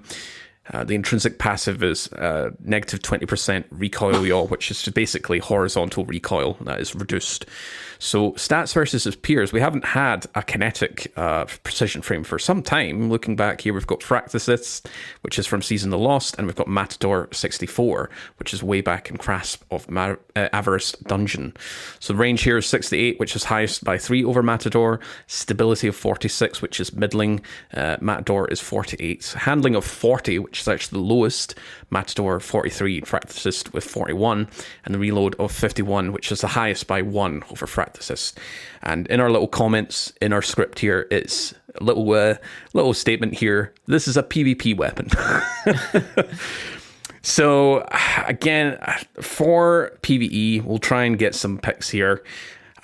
Over on the PvE side for barrels and mags, really not a lot of options. I mean, you've got your typical rifle barrel for plus 10 plus 10 range, and minus 15 handling. Smoothbore is there for your increased shotgun pellet spread by 7.5%, but it does increase your range by 15. And then you've got your other options of small bore for plus 7 stability range, barrel shroud for plus 10 stability and handling, corkscrew rifling for plus 5 to stability, range and handling, and full choke is the while aiming down sights, it decreases the pellet spread by 3.75%, but also reduces precision damage by 7.6%. Over the magazine side, assault mag is normally our typical go-to for PvE, just with the nature it does increase your RPM. It's one of those unique traits that does something else to another stat. That's plus 5 to the rounds per minute, and you do get that plus 15 stability. Anchorized around there for plus 10 range, but again, these shotguns are already pretty lengthy in terms of range stat. Comms 3 and 4 perks, I'm not seeing a lot of options here. I mean, we've been gushing about lead from gold. If you want to use a shotgun version for that, we do have lead from gold in Comms 3. We've got again, Strategist is rolling up a lot of these weapons if you've got a class heavy build. We've got one of the new perks, Threat Remover, which is the inverse to Threat Detector, which also shows up in Comms 3. Dealing damage with all bullets in a spread increases reload speed, handling, and stability. Again, that's more of a kind of PvP perk anyway. So just not a lot of options here for Comms 3. For 4, Swashbuckler obviously is more of a run and gun build, very close range to get your 33.3% with your melee kill to get that times 5 immediately. Collective actions here. Again, I am a big fan of collective action, which might be a little bit more of an option anyway, because you can pick up your elemental pickups compared to like a scout rifle. It's maybe not as friendly, but for a shotgun, you're going to be up there in the thick of the action. Barrel Constrictor still, that's, I think, been buffed a few times, but again, it's still nothing exciting for PvE. We've got Vorpal Weapon, which is your 15%. Recombination, which is showing up in a lot more weapons. That's your elemental final blows. That's any elemental final blow. That's your weapon or your abilities. Increases damage of the next weapon's, this weapon's next shot. So it stacks up to 10 stacks. And so it basically gives you 100% damage. That's double damage at 10 stacks. And it reduces down by the time you get to your second or third shot. And then you've got Cascade Point. So really, if you're wanting to exploit recombination, you could go for that. But I'm just not seeing a lot of options here. Lads, Saint, do you see anything? I mean, they put recombination on another shotgun that doesn't come from a raid.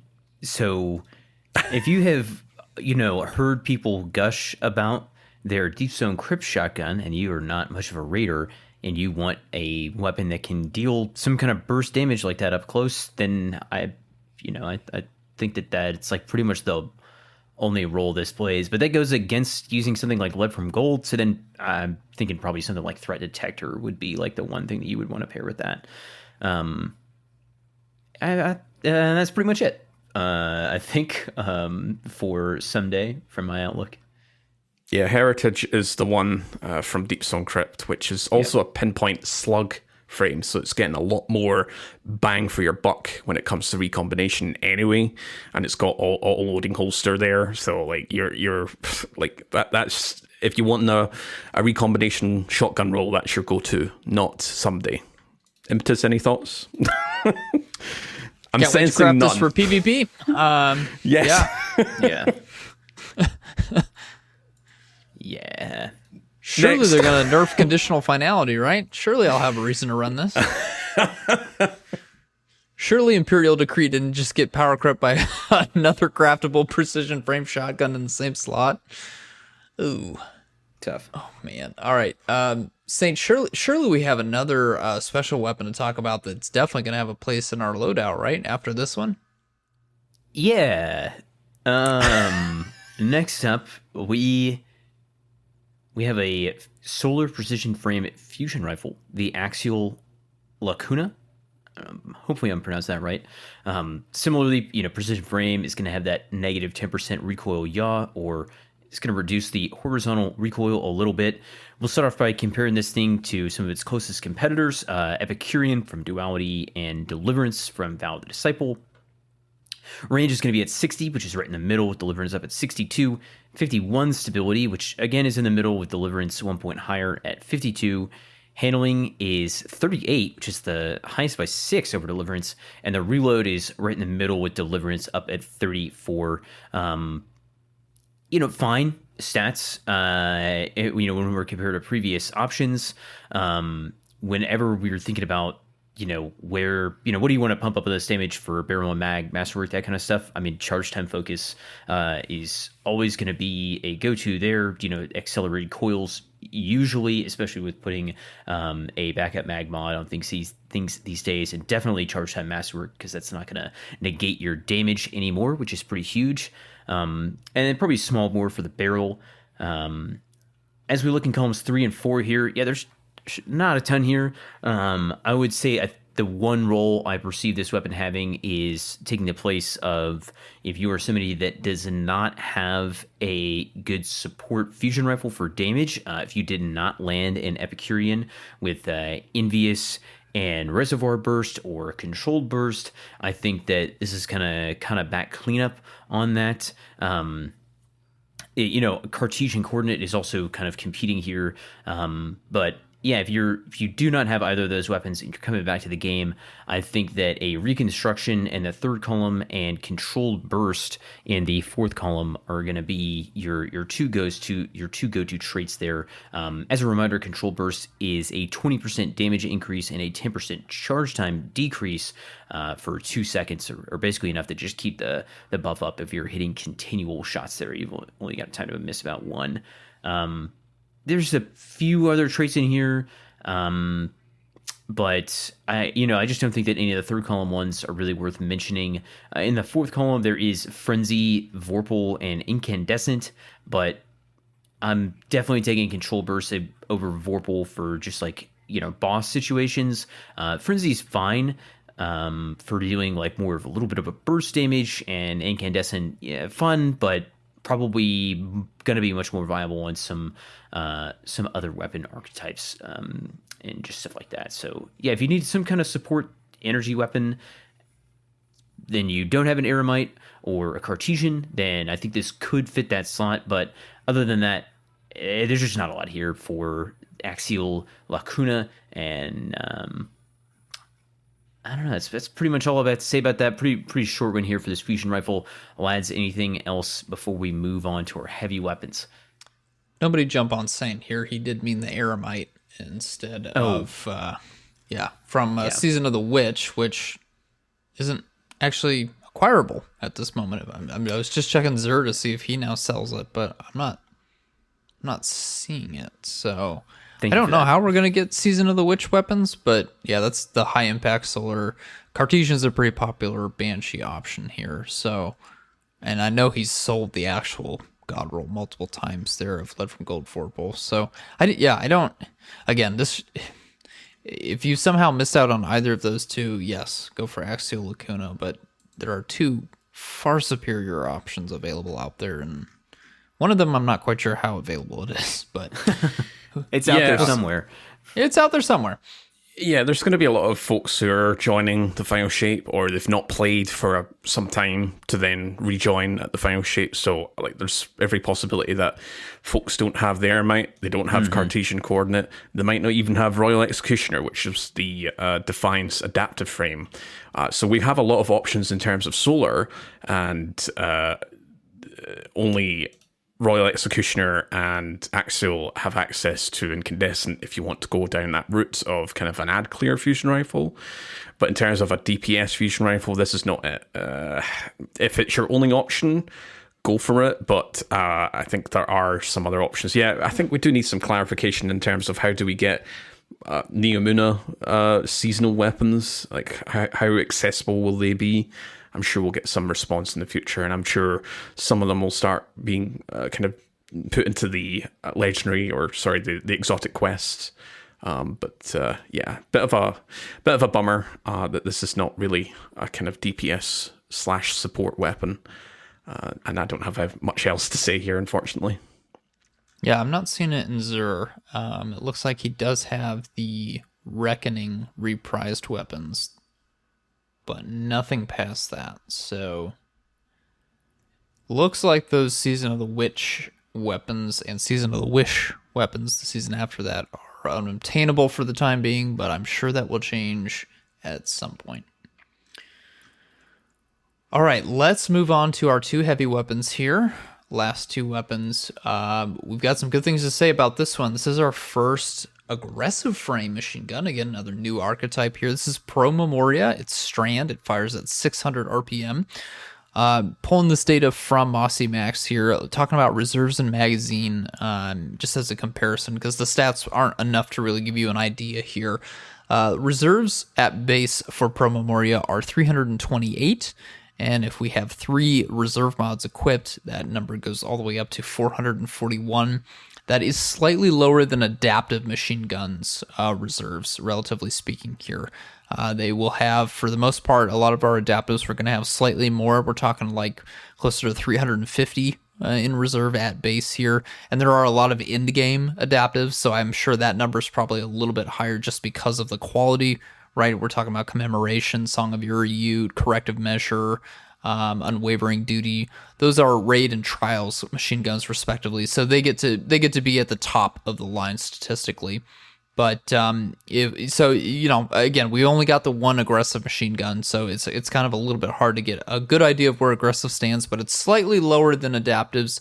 And then on the magazine side, this does have 54 in the mag here, and adaptives have pretty consistently 59 in the magazine here. So slightly lower, but not bad. The damage is phenomenal, though, for aggressives here. Very, very strong. I was talking to Rock DC, who we had on the show before, and the aggressives are very competitive here.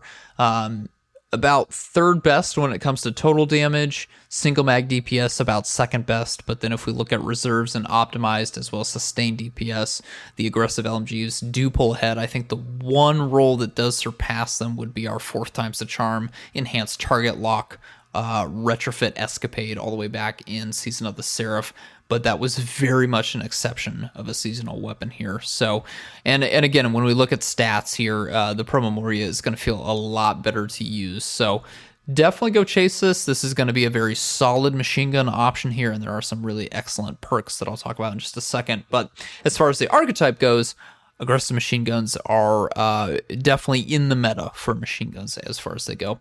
We're not going to compare this to anything else. Again, I think this just has to stand on its own here. Machine guns they vary pretty wildly, so I don't want to give any wrong comparisons. I'll just present the stats as they are. They are kind of in the middle as far as things go. We got a range of 45, a stability of 50, a handling of 45, and a reload of 41. Nothing too terrible, nothing too excellent. The recoil direction is 79. Again, this fires at 600 RPM. I did not notice really a severe kick here. I don't think the recoil direction is too terrible on M&K.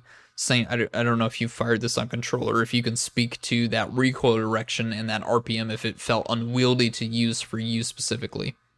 Yeah, I'm going for a little bit of a stability bump on this thing, because I do not think that its base recoil pattern was the easiest to control, so definitely some pumping up the stability a little bit from like ricochet rounds or something like that. Maybe arrowhead break. Ever since those changes, hard to say how much cranking that recoil direction up from 79 to 100 would actually do. But yeah, I'll definitely be going for a little bit of a stability increase, because it was not super easy to land all crits. I would not say that. Now, when you say a little bit of a stability bump, are we talking like a +10 from ricochet rounds? Are you committing like a full barrel and ricochet rounds to that? Or do you think just a 1 barrel or a 1 mag would be enough for you? Yeah, I'd probably start off with ricochet rounds, because I don't know how much of an arrowhead break difference that would make, but maybe like small bore to give it like a little bit of a range stability balance there, and then again on ricochet rounds going for like a little bit of range stability balance. I would love to use high cal just because I love high cal rounds, and armor piercing rounds are both probably my usual go-to options. But if I was feeling fine on that, you could also go for that stability masterwork, because there's a couple traits in here that I would think are going to make it pretty easy to avoid reloading. So that's not exactly a big concern. Fair play there. All right. So yeah, for barrels, again, arrowhead, if you feel like you absolutely need to get that in line. I think for M&K, I would definitely speak to either small bore or fluted, just for that bump and handling to make it feel a little bit snappier, because it is a machine gun and that stow and draw speed is quite low. And then on the column 2, our magazine options, again, M&K speaking here, it's those 3 round perks, but we do have appended mag if you want to lean into the bullets here, get a bigger magazine. I personally would like to do armor piercing or high caliber, or if I really felt like I needed to touch up on the stats, you do have ricochet rounds, which can be quite nice there as well.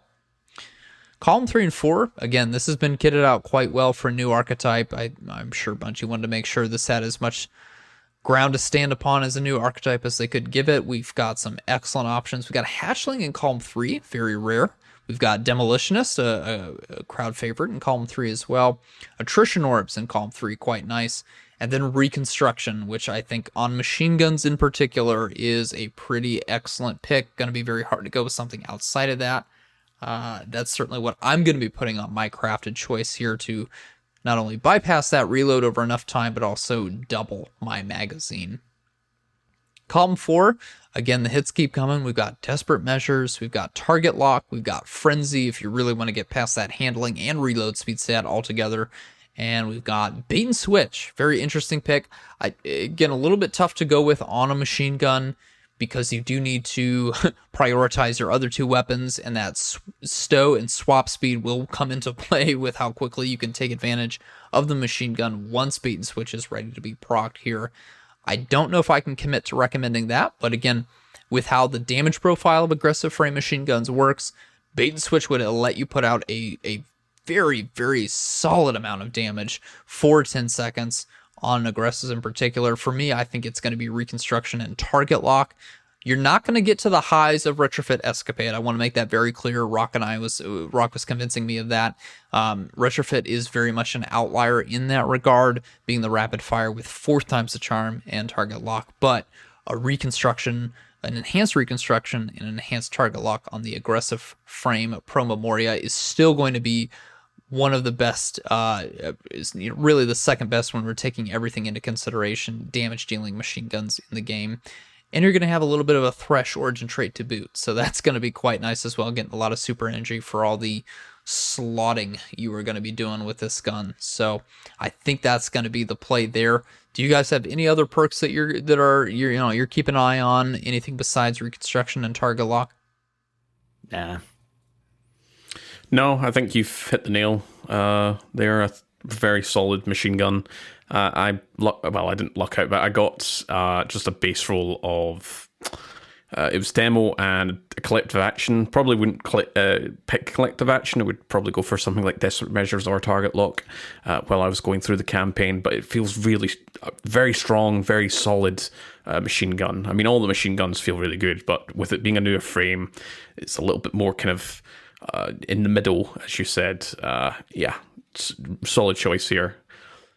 Desperate Measures is also just so easy to get stacked up to 3 these days with Prismatic. You can spam abilities like nobody's business and get that 3rd stack up really easily, which is nice.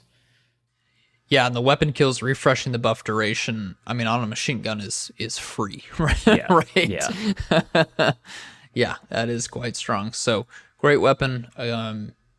Really, really strong machine gun. Probably the strongest machine gun we've had in a long time here. All right, I've lost track of who's going up next. Who wants to cover our last heavy weapon? I'll take it. I think that's you, yeah.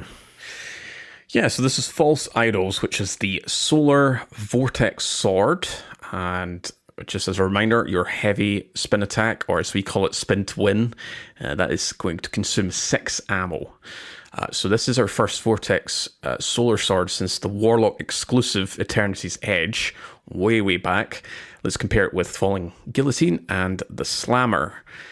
So they're all charge rate of 20, they're all impact of 60, but False Idols is ammo capacity of 47, Fallen Guillotine 46, and the Slammer of 50. So Slammer has slightly more ammo, it's going to have more reserves in the background, but obviously you're not consuming a magazine stat, so it's very small kind of gains there for the Slammer. And yeah, as per usual, swords are mostly the same looking as the base stats. It's the perks that will set them apart. So of course, this being PvE, we're going to go for standard of, well, you've got Jagged Edge for your +4 impact. That does eat into your ammo capacity. If you want to go the inverse to that, you've got something like Enduring Blade, which is a -2 impact but +7 capacity. Hungry Edge, which is no impact to your impact, it's +4 ammo capacity. And I think that's your kind of only other options there. The rest are kind of in the middle.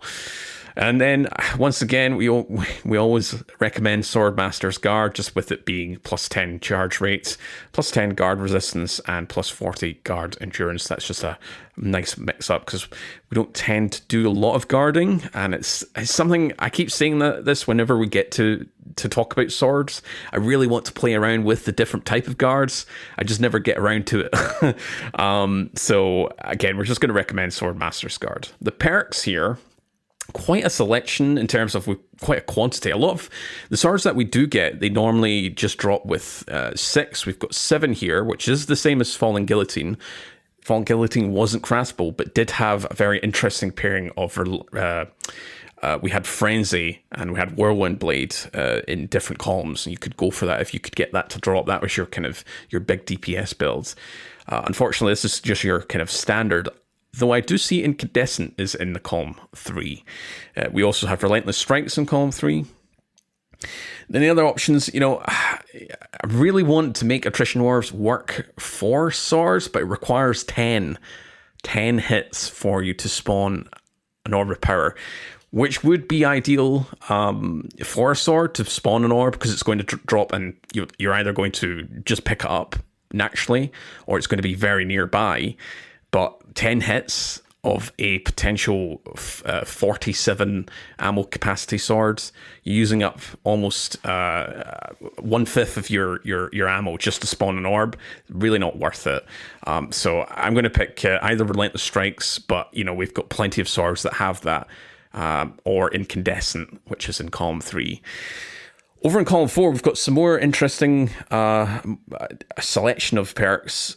Again, with this being enhanceable, Surrounded is going to be a much higher buff.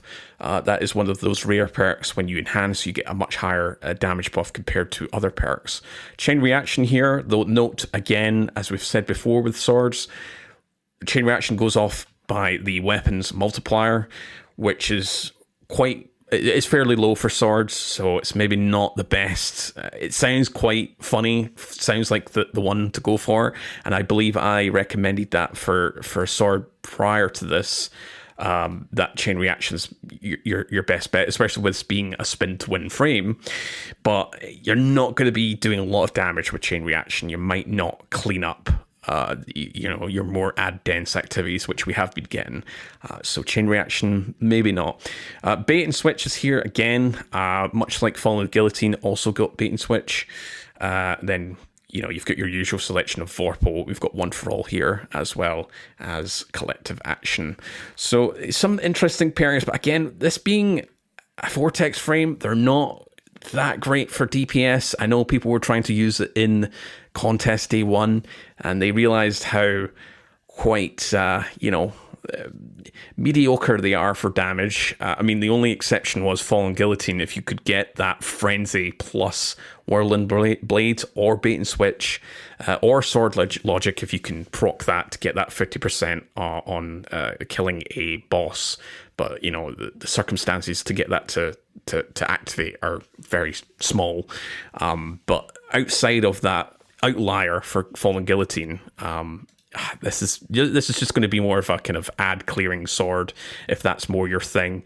But we do have a new frame for swords that may be a little bit more of an interesting one for cleaning up ads, which we'll talk about in a future episode. I'll leave it at that in terms of teasing that frame.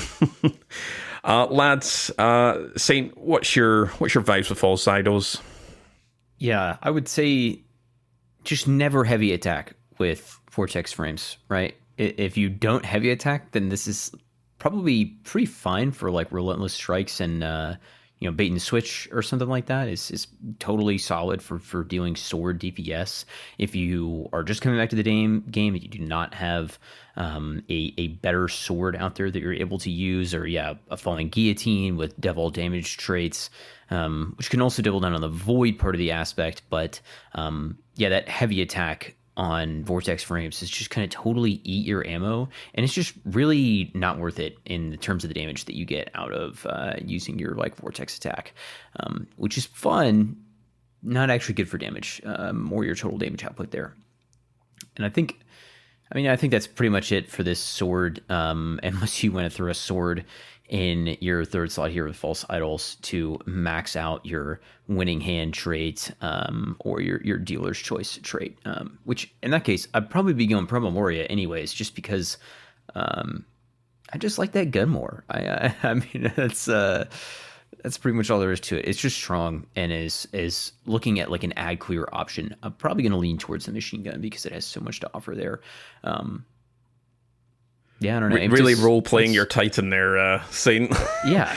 I like the machine gun because I get to fire many bullets. And that just speaks to me, you know?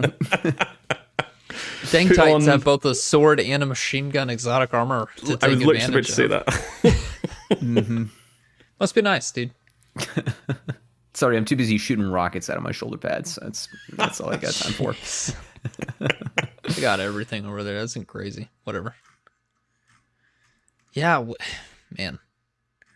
I'm just going to stick to Lament. I really don't feel like there's been a solar legendary sword that has spoken to me ever. I think I was just checking my dim. I have Caretaker, which was adaptive, but even that's not ideal, you know. And I have that Titan sword, the solar Titan sword, the big slam, the heavy slam. That's just fun to do. Fun to wipe out an enemy with. Crown Splitter or Throwing Cleaver? Yes, sir. Yeah. What a name. Yeah. Man, funny enough, the DPS on an aggressive sword is pretty solid, to be honest with you. If you do have a Relentless Strikes Whirlwind Blade Crown Splitter somewhere in your inventory, you should infuse that thing up and give it a try, because it's quite good. Especially with this artifact. Yeah. Mm-hmm. But yeah, there's just so many other like you have to compete with Void Swords specifically this season, which is like kind of a weird thing, you know, because of the way the artifact is catered. You got that extra like 5% damage in there with all the other sword mods. There's just a lot of other half, you know, geodetic, falling guillotine, even the Vanguard sword, right? Yeah, there's just a lot of stuff out there that it can compete with, which is tough from a sword perspective at the moment right now with all the sword stuff in the artifact. Despite the fact that it's going to be random rolled, I would still say chase the God Roll Fallen Guillotine that we covered a few weeks back for Onslaught. Obviously, the shiny variants are no longer dropping. You don't get double perks now, but they still drop the base version. And if you can luck out on that Frenzy or Vorpal, still a respectable choice there, and try and get Bait and Switch or Whirling Blade there. Yeah, a bit of a shame. Yeah, I think sorry state for anything that's not an interesting sword like Lament or Bequest. Before we wrap things up, I will just quickly cover that there is another weapon in this set, and that is Kvostov 7G02. That is the legendary version, not the exotic, and that rolls static. You will acquire that through the quest line for Kvostov, and it gets multi-kill clip or attrition orbs, and you've got the selection of the three demo, strategist, and pugilist weapon perks, and then you've got alloy mag, and I've lost the I was saying steady here. Rounds is the other trade option there in the magazine. Yeah, steady rounds, extended mag, and then you've got hammer forged rifling, full bore, and polygonal rifling. So that's the other option. So Impetus, you've mentioned that a couple of times throughout these weapon breakdowns. If you want to really fully exploit when you're using the call, I was going to say you could use Kvostov, but it's in the same slot, so ignore that. But yeah, the Call, Pro Memoria, and let's see, No Hesitation. There you go. That's your full set. I will say, I'm not going to use the legendary Kvostov much, just because it's a legendary AR. It doesn't have the best traits, but I do appreciate the fact that they made the legendary version an ode to the original exotic Kvostov, which its whole thing was that you could change its RPM from basically high impact to adaptive to rapid fire, and you could change everything about it. Before crafted weapons, that was like a big deal. Also say, rounding out on this, that I like the new Kvostov more, and I think that the old Kvostov was not that exotic, and I know there's some fighting words for some people that have been using that gun for forever, but I really enjoy the new version over what the old version of Kvostov was, and I think the legendary is plenty enough of an ode to what that original exotic was. I love that exotic as well, Saint. I've been having a ball with that. Yeah. It's just solid all around, and they put sheets of loot on it. What's not to like, man? Bungie really did cook after all. Anything to round out our Pale Heart weapon set? Any closing thoughts, lads? I think there's some weak ones in here, but I think all of the specials except the Call, I mean, they're pretty mediocre. I mean, Axial is the only one that I'm thinking, if you don't already have an okay Solar Fusion until you can get a Zur roll or a Banshee roll of Cartesian, fine, but the rest are a bit meh. But it's just funny that the Call is taking up all the attention for the specials. It's just vacuumed up all the air of the other specials. But the rest are great. I love seeing that we've got a support frame with that solar auto rifle. It's really love the fact that Bungie are they're really pivoting into the whole support role weapons. We got quite a collection, not just in terms of weapon, and then the two new perks on this, but exotics and other kind of prismatic stuff on top of that. And yeah, Pro Memorial is certainly something I want to obtain and craft and take out for a little spin. Yeah, they're good set. There's a lot of unique stuff in here. The second aggressive burst hand cannon, the first healing auto rifle, the second ever rocket sidearm, the first aggressive machine gun. So many first in here, right? I love to see that. Love to see that much variation. Agreed. Yeah. Love that. That's, again, hopefully the trend continues, right? I mean, that's kind of why it's exciting, is they've still got design space to explore, and we hope we see more elemental versions of a lot of these new archetypes, new iterations on them, that these aren't just one-offs, because a lot of them are very exciting and fun to use. So good set. I think that will wrap it up for episode 106. Clocking in at just under 2 hours here. A lot of fun things to talk about. Again, feels great to play a very exciting version of Destiny. Not quite sure what we'll talk about next episode, but we will be back next week. Thank you so much for listening. We also want to thank our audio engineer, Autodidactus, who has been with us for all 106 episodes, and hopefully for the foreseeable future. I'd love to have him around making us sound great each and every episode. My name is Impetus. You can find me by that name in Discord and in Destiny. Catching up to the rest of these guys here in terms of Pale Heart stuff and seasonal stuff, and eventually, hopefully this coming week, doing the raid for the first time all the way through.